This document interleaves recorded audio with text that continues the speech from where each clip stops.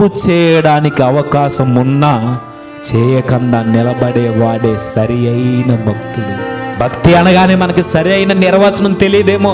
భక్తి అనగానే పాపం మనల్ని అలుముకుని ఉన్నా, పాపం మనల్ని ప్రేరేపిస్తున్నా, ఒకవేళ పాపం చేసినా ఇది తప్పు కాదని ప్రతి ఒక్కరూ చెబుతున్నా ఇది నా దేవునికి నచ్చదని జీవితాన్ని కట్టుకోవడమే భక్తి.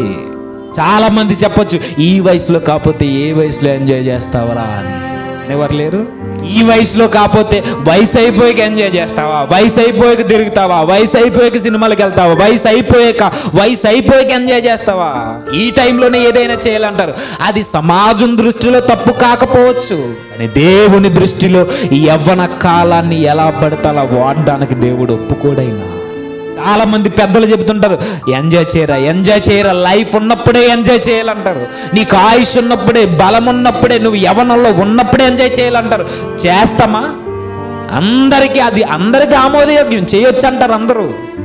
ఎంజాయ్ చేయి, లైఫ్ ఉన్నప్పుడే అనుభవించాలంటారు.